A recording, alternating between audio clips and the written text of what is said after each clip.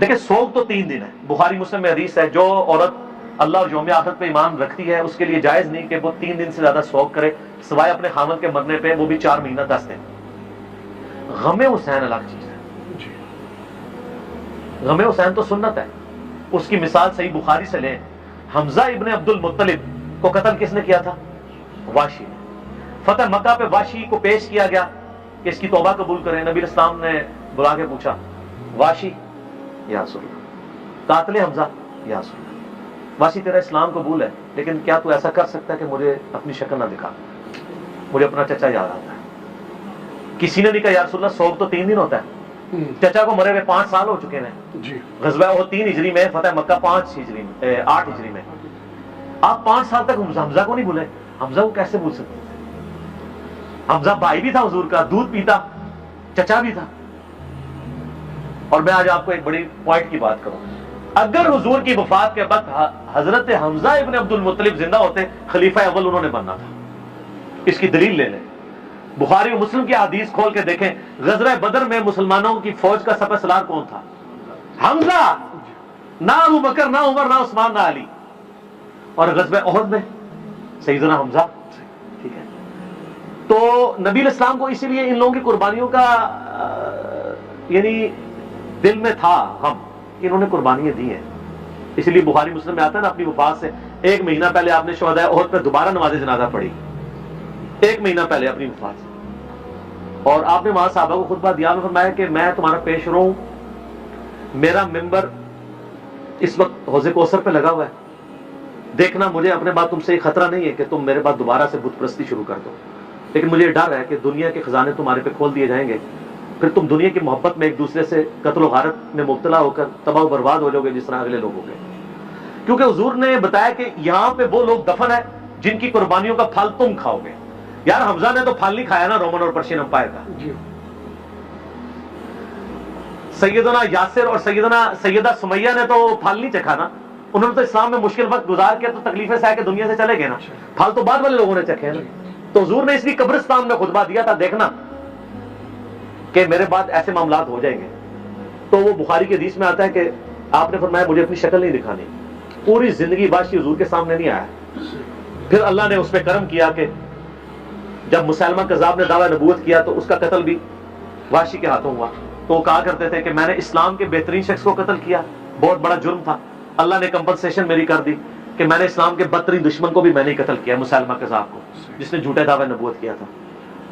نبی علیہ السلام حریص علیکم بالمؤمنین رؤوف الرحیم ہے.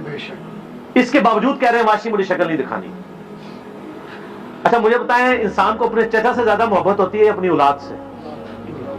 چچا کے قاتلوں کی شکل حضور دیکھنا نہ چاہیں، اور حضور کی اولاد کو جنہوں نے قتل کیا ہے ان کے آپ قصیدے پڑھتے ہیں. ان کے ساتھ تو وہی ہونا ہے، سحقن سحقن لمن غیر بعد، بخاری مسلم میں. دور کرو انہوں نے میرے بعد میرے دین کو بدلا. یہ تو حوض کوثر پہ جا کے پتا چلے گا. تو میں نے اس میں بولا تھا کہ سوگے حمزہ ختم ہو چکا تھا، غم حمزہ باقی تھا. وہ حضور کی زندگی میں ان کے ساتھ غم پرماننٹلی اٹیچ ہے. اور سر اس کو تو چھوڑ دیں. صحیح بخاری مسلم میں حدیث ہے، سیدہ عائشہ کہتی ہے کہ میں حضور کی بیویوں میں سب سے زیادہ جس سے رشک حسد کرتی تھی نا وہ خدیجہ.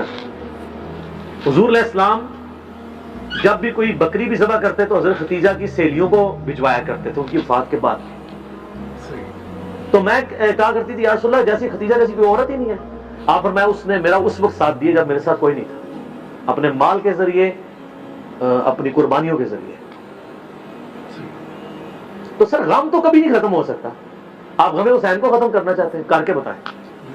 جناب 900 سال تک ممبر آپ کے قبضے میں رہے ہیں، تینوں براعظم آپ کے قبضے میں رہے ہیں، لیکن آپ آل امیہ اور آل عباس کی بدماشیوں کو چھپا نہیں سکے.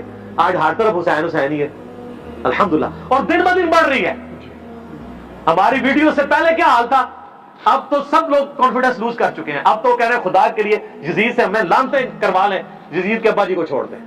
اب ہاتھ پاؤں پکڑنے پہ آ گئے ہیں. اب یزید تو ڈسکس ہونا ہی بند ہو گیا ہے، کیونکہ ہم نے بتایا کہ اصل بندہ کون ہے، اصل مسئلہ کیا ہے، ٹوٹی کمند کہاں. تو غم حسین باقی ہے.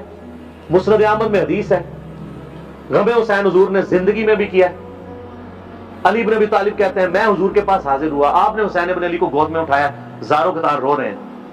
میں نے کہا یا رسول اللہ میرے ماں باپ آپ پہ قربان, یہ آپ کی حالت کس نے کی ہے؟ اور یہ حدیث سٹارٹ کہاں سے ہوتی ہے؟ مولا علی جو ہے وہ جنگ نہروان کے لیے جا رہے ہوتے ہیں, نینوا نامی جگہ پہ, صحیح حدیث ہے مسند احمد کی. تو آپ نا وہاں کہتے ہیں اصبر یا ابا عبداللہ, اے ابو عبداللہ صبر کرنا. تو ساتھی پوچھتا ہے کہ حضرت علی آپ کس سے باتیں کر رہے ہیں؟ تو حضرت علی حضرت حسین سے باتیں کر رہے ہوتے ہیں, حالانکہ حسین ساتھ نہیں تھے, لیکن ایک نعرے کے طور پہ کہ میرے بچے صبر کرنا. تو انہوں نے کہا کہ مجھے یہاں پہ حضور کی ایک حدیث یاد آئی ہے, کیونکہ اسی جگہ کے بارے میں نبی علیہ السلام نے مجھے بتایا تھا. ایک دن میں آپ کے گھر داخل ہوا, حسین بن علی کو گود میں اٹھایا, میں چھوٹا سا بچہ ہے 3-4 سال کا, آپ رو رہے ہیں. میں نے پوچھا یا رسول اللہ آپ کو کس نے غمگین کیا؟ تو فرمایا ابھی جبرائیل علیہ السلام میرے پاس آئے تھے, انہوں نے مجھے بتایا کہ آپ کی امت حسین کو قتل کر دے گی فرات کے کنارے, اور میری خواہش پہ جبرائیل نے یوں ہاتھ مار کے مجھے کربلا کی سرخ مٹی بھی دکھائی, جس کی وجہ سے میں غمزدہ ہو گیا اور میرے آنسو نکلے. ابھی واقعہ ہوا نہیں ہے, واقعہ ہونا ہے 50 سال بعد. غم حسین پہلے ہے.